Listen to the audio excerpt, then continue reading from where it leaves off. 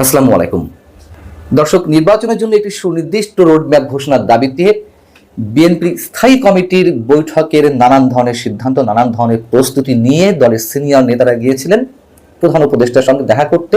বৈঠকের মাধ্যমে তারা যে দাবি জানালেন রোডম্যাপের, প্রধান উপদেষ্টা তাতে কর্ণপাত করেননি। তিনি সাম্প্রতিক সময়ে যে কথাগুলো বলছেন যে ডিসেম্বর থেকে আগামী বছরের জুনের মধ্যে নির্বাচন হতে পারে বা হবে, সেটি তিনি পুনর্ব্যক্ত করেছেন। অর্থাৎ বিএনপিকে খালি হাতে ফিরতে হয়েছে এবং এটুকু এই মুহূর্তে বলা যায় সরকারের নানান ধরনের সিমটমে কাজের নির্বাচন অনিশ্চিত। জুনের মধ্যেও যে নির্বাচন হবে সেটিও যে পরে গিয়ে প্রলম্বিত করা হবে না তা নিয়ে যথেষ্ট ধরনের সন্দেহ রয়েছে। তাহলে নির্বাচন যদি অনিশ্চিত হয়ে থাকে সেক্ষেত্রে বিএনপি এবং আমাদের সেনাপ্রধান জেনারেল ওয়াকারুজ্জামান সম্পর্কে আমি দুটি প্রশ্ন তুলতে চাই। আমি সে বিষয়ে আসব। প্রথমেই একটা মজার তথ্য দিয়ে এই আলোচনাটা শুরু করি।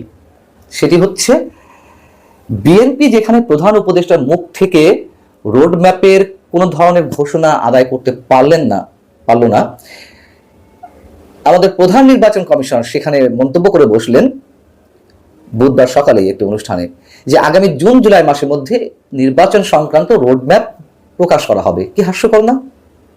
নির্বাচন কমিশন বলছে যে জুন জুলাইয়ের মধ্যে নির্বাচনের রোডম্যাপ ঘোষণা করা হবে, আর প্রধান উপদেষ্টা বলে দিয়েছেন রোডম্যাপ এখন না, এই মুহূর্তে এই প্রসঙ্গে কোনো কথা নয়, ডিসেম্বর থেকে জুনের মধ্যে নির্বাচন। এবং যেখানে সংসদীয় আসন বিন্যাসের বিষয়টি এখনো মীমাংসা হয়নি, নির্বাচন কমিশন আসন পুনর্বিন্যাসের প্রস্তাব করে আইন মন্ত্রণালয়ে একটি চিঠি পাঠিয়েছে। যতদূর শেষ সংবাদ আমাদের কাছে রয়েছে, ওই চিঠি ওভাবেই পড়ে আছে। বোঝা তো যাচ্ছে তাহলে নির্বাচন সম্পর্কে অন্তর্বর্তী সরকার কতটা সিরিয়াস। এবং নাহিদ ইসলাম বলেছেন আরো মজার কথা, যুক্তরাষ্ট্র থেকে যে দুই হাই প্রোফাইল ডোনাল্ড ট্রাম্পের প্রতিনিধি এসেছেন, তারা বিভিন্ন রাজনৈতিক দল সুশীল সমাজের সাথে কথা বলছেন, যদিও তাদের অন্য উদ্দেশ্য রয়েছে, এর আগে আমি আপনাদেরকে জানিয়েছি। তো তার ধারাবাহিকতায় ছাত্রদের যে দল এনসিপি, সেই দলের প্রতিনিধির সঙ্গে বৈঠক করেছেন। বৈঠক শেষে নাহিদ ইসলাম বলেছেন, প্রশাসন অনেক জায়গায় বিএনপির পক্ষে কাজ করছে, এই ধরনের প্রশাসনের অধীনে নির্বাচন করা সম্ভব নয়। বিএনপি কোথাও কোথাও প্রভাব বিস্তার করছে, সত্য কথা, কিন্তু প্রশাসন কেন? শুধুমাত্র পুরো সরকারই তো চলছে নাহিদ ইসলামদের কথায়, এই যে সাবেক সমন্বয়ক যারা রয়েছেন তাদের কথায়। সেখানে নাহিদ ইসলাম যদি বলেন যে প্রশাসন চলছে বিএনপির কথায়, এর চেয়ে হাস্যকর কথা সাম্প্রতিক সময়ে আর হতে পারে না। আসিফ নজরুল আবার যা বলেছেন তার সঙ্গে আবার ছাত্রদের কথা মিল আছে। আসিফ নজরুল আবার নতুন প্যাচ দিয়ে দিয়েছেন। প্রধান উপদেষ্টার সঙ্গে বিএনপির যে বৈঠকটি ছিল তারপরে সংবাদ সম্মেলনে তিনি বলেছেন, জুলাই আগস্টের আন্দোলনে যারা নিহত হয়েছেন তাদের বিচার করে নির্বাচন।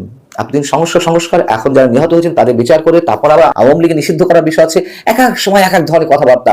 ডক্টর আসিফ নজরুল যা বলছেন, আমাদের কাছে জনগণের তো একটা আকাঙ্ক্ষা আছে যেন আমরা বিচার করে যাই। বাংলাদেশে হাজারেরও বেশি তরুণ জীবন দিয়েছে, আর প্রায় 50-60 হাজার মানুষ শারীরিকভাবে পার্মানেন্টলি ক্ষতিগ্রস্ত হয়েছে, চোখ হারিয়েছে। তাদের বিচারের দাবি, এটা তো গণঅভ্যুত্থানের অন্যতম প্রধান আকাঙ্ক্ষা না। একটাই প্রধান আকাঙ্ক্ষা ছিল গণঅভ্যুত্থানের, সেটি হচ্ছে কর্তৃত্ববাদী স্বৈরাচারী সরকারের শাসন পতন ঘটিয়ে একটা সুষ্ঠু নির্বাচনের মাধ্যমে একটা গণতন্ত্রের সরকার প্রতিষ্ঠা করা। এর বাইরে আর কোনো আকাঙ্ক্ষা ছিল না। যা বলা হয় কোনো বাজে কথা, এগুলো নতুন নতুন করে গজাচ্ছে। আর বিচার তো অন্য কেউ করতে পারে, করবে না তা তো নয়, সবকিছু এখন করে ফেলতে হবে। সংস্কার, বিচার, আওয়ামী লীগ নিষিদ্ধ, এত এত রায় তো এই জনগণ এই সরকারের পক্ষে দেয়নি। তো যে কথা এনসিপির সঙ্গে মিলে যাচ্ছে সেটি হচ্ছে, মার্কিন প্রতিনিধিদের সঙ্গে বৈঠকের পর নাহিদ ইসলাম আবার একথাও বলেছেন, সংস্কার বিষয়ে আমরা যে প্রস্তাবনা দিয়েছি সেগুলো তো পালন করতেই হবে বা সংস্কার করতে হবে। আমাদের 3টি দাবি, তা হচ্ছে সংস্কার, বিচার এবং গণপরিষদ নির্বাচন। মোটামুটি তাদের কথা অনুযায়ী সরকার চলছে, তাদের কথাই সরকারের এই যে প্রভাবশালী উপদেষ্টা তাদের বক্তব্যে প্রতিফলিত হচ্ছে। এখন বিষয় হচ্ছে যে, খুব সহজভাবে একটা কথা বলি, এই যে ভাঙা রেকর্ডের মতো বলা হচ্ছে এই বছরের ডিসেম্বর থেকে আগামী বছরের জুনের মধ্যে নির্বাচন, এপ্রিল মে জুনে কোনো নির্বাচন হতে পারে না, হয় না, হওয়ার কথা নয় প্রতিকূল আবহাওয়ার কারণে দেশের। এটা তো এখন সব জায়গা থেকে উচ্চারিত হচ্ছে। এটি সরকারও জানে, সরকারের কোনো উপদেষ্টা বা বিশাল এক আমাদের প্রেস সচিব আছেন মিস্টার শফিক আলম, তিনিও তার একটি বক্তব্য উচ্চারণ করেছেন যে এপ্রিল মে জুন প্রতিকূল আবহাওয়া থাকে, মার্চের মধ্যে নির্বাচন হতে পারে। তাহলে কেন বারবার জুন ঘুরিয়ে ফিরিয়ে আনা হচ্ছে? এই কথাটি তো এখন এস্টাবলিশড যে ঝড় বৃষ্টি বাদলের মধ্যে নির্বাচন অনুষ্ঠান সম্ভব নয় এদেশে। তারপরেও তারা জুড়ে দিয়েছে, অর্থাৎ নির্বাচন কবে হবে, আদৌ হবে আমরা নিশ্চিত করে কেউ বলতে পারি না, যদিও সরকার জুনের উপরে এমফাসাইজ করছে। বিষয়টি হচ্ছে, যদি নির্বাচন অনিশ্চিত হয়েই থাকে, বিএনপি যে ব্যাপক প্রস্তুতি নিয়ে রোড ম্যাপের দাবিতে গেল, তারা খালি হাতে ফেললো। এখন বিএনপির ভূমিকা কি হবে? বিএনপি তো সেই যে আওয়ামী লীগের সময় আন্দোলন ঘোষণা দিত যে ঈদের পরে আন্দোলন, এবারও বলে রেখেছিল যে নির্বাচনের সুনির্দিষ্ট রোডম্যাপ ঘোষণা না হলে ঈদের পরে আন্দোলন, এবারও বলেছে। তাহলে বিএনপি আসলে কি করতে চায়? মানুষ বিএনপির উপরেও বিরক্ত, তাদের আকাঙ্ক্ষা একটা নির্বাচন, নিঃসন্দেহে। কেউ কেউ তো নির্বাচন পরিলক্ষিত করতে চায়, যারা ক্ষমতায় আসার ন্যূনতম যাদের কোনো সুযোগ নেই, জামাতে ইসলামী, এই ছাত্ররা।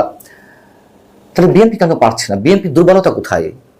বিএনপি কেন গঠনতান্ত্রিক বা গণতান্ত্রিক উপায়ে, শান্তিপূর্ণ উপায়ে নির্বাচনের বিষয়টি নিশ্চিত করতে পারছে না?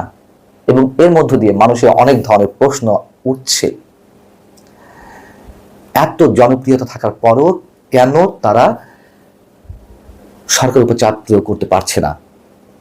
আর সেনাপ্রধান সম্পর্কে যদি বলতে হয়, আমাদের সেনাপ্রধান বারবার বলে এসেছেন ফ্রম দ্য বিগিনিং, সে যে 2024 সেপ্টেম্বরে রয়টার্সকে যে ইন্টারভিউ দিয়েছিলেন যে ডিসেম্বরের মধ্যে নির্বাচন হওয়া উচিত দেশকে গণতান্ত্রিক প্রক্রিয়ায় ফিরিয়ে নিতে, এবং তারপরে তিনি যতগুলো বক্তব্য দিয়েছেন সব জায়গায় তিনি ডিসেম্বরের কথা বলেছেন। তাহলে প্রশ্ন হচ্ছে, আমাদের সেনাপ্রধান কি হেরে যাচ্ছেন? যদি বলেন যে এর মধ্যে সেনাপ্রধানের প্রসঙ্গ কেন, অবশ্যই সেনাপ্রধান বা সেনাবাহিনী এখন একটি পার্ট, এবং 5 আগস্টে যে ভয়ঙ্কর একটি পট পরিবর্তন, সেই দিনই সেনাপ্রধান বলেছিলেন তার উপরে জনগণকে আস্থা রাখতে। তাহলে সেনাপ্রধানের বা সেনাবাহিনীর একটি রোল তো অবশ্যই আছে, এবং দেশকে ভয়ঙ্কর একটা লাইনচ্যুতির অবস্থা থেকে ট্রাকে তুলেছিল সেনাবাহিনী, এটা তো অস্বীকার করার কিছু নেই। এবং এই সেনাপ্রধানের প্রতি অনেকেই অবিশ্বাস পোষণ করেন, নানান ধরনের সন্দেহের কথা ব্যক্ত করেন, কিন্তু আমি এখনো পর্যন্ত কায় মন ও বাক্যে সেনাবাহিনীর উপর আস্থা রাখতে চাই, এবং সেনাপ্রধান যা কিছু করছেন সবই আমি পজিটিভলি দেখতে চাই। কিন্তু তাকে বাইপাস কাট করে সরকার যে নানান ধরনের সিদ্ধান্ত নিচ্ছে, জাতীয় নিরাপত্তা উপদেষ্টা নিয়োগ থেকে শুরু করে, এটাতে তার সমর্থন বা তার সাথে আলোচনা করতে হবে এমন কোনো কথা নেই। তবে সেনাপ্রধান তো একটি পার্ট বা সেনাবাহিনী, এবং জাতীয় নিরাপত্তার সঙ্গে অবশ্যই তাদের বিষয়টি জড়িয়ে রয়েছে, অন্তত এই সময়ে। যাই হোক, তো সেনাপ্রধান কি ভূমিকা নেবেন? এখনো মানুষ অপেক্ষায় আছে জেনারেল ওয়াকারুজ্জামান সঠিক কোনো সিদ্ধান্ত নেবেন। দেশ যদি এভাবে চলতে থাকে, যে অস্থিরতা, সামাজিক, রাজনৈতিক, আইন শৃঙ্খলা, তার মধ্য দিয়ে বিদেশি বিনিয়োগ 1 টাকাও আসবে না, এবং অন্যান্য অস্থিরতা তো রয়েছেই, জঙ্গিবাদের উত্থানের সম্ভাবনা, মৌলবাদীদের আস্ফালন যেভাবে দেখা যাচ্ছে, সবকিছুই ঘটবে। কিন্তু সেই দায়ভারও কিন্তু সেনাপ্রধানের উপর গিয়ে পৌঁছাবে, যেহেতু তিনি আস্থা রাখতে বলেছিলেন। আল্লাহ হাফিজ, ভালো থাকুন সবাই।